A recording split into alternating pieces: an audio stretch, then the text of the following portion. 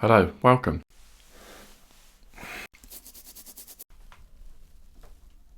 It's just so fake. How do I do that?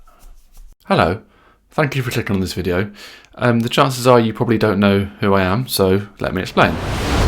I was born on the 10th day of the 5th month, 2,000 years after our Lord Jesus Christ.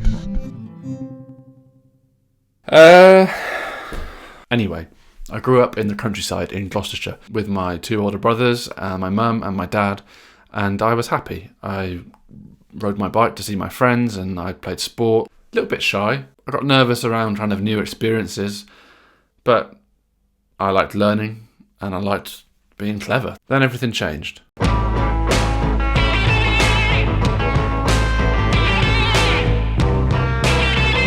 I discovered the Beatles. I know it's a bit cliche, but it's what happened. Now, I'd heard the Beatles before, obviously. We had CDs in the car growing up, and I absorbed the standard amount of Beatle juice via cultural osmosis. But hearing these songs properly for the first time with intention, wearing headphones, it was like an explosion of colour inside my head. There was no going back. I was hooked.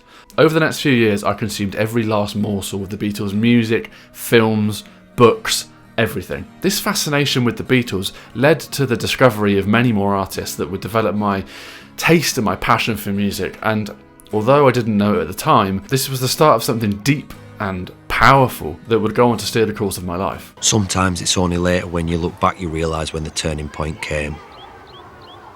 The moment in your life when everything changed. So after leaving school, I studied musical theatre and acting at college. I then tried unsuccessfully to get into drama school, but moved to London anyway at the age of 21. By this point, I had started to teach myself how to play the guitar, and had even written a few of my own songs. I loved it.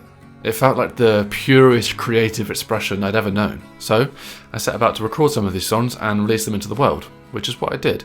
In 2023, I reached out to a professional producer and we recorded 3 songs that I'd written. I then released these into the world under my own name. And then... So, there we are. It's a very brief and simplified version of my life. Last month I turned 25, and I can't help feeling like I haven't got a lot to show for myself, professionally at least. It feels like I turned 20 yesterday. And the last 5 years have been great, but I can't get rid of this feeling like I haven't done everything that I wanted to do, and I really don't want to feel like that again at 30. So, on my 25th birthday, I had an idea. What if I could play to 10,000 people, live, in a room, playing my own songs before I turn 30? Now, bear with me here. I know 10,000 seems like a lot of people, and it is, but I'm talking cumulatively. So every time I play a gig, I can add that number to my current score.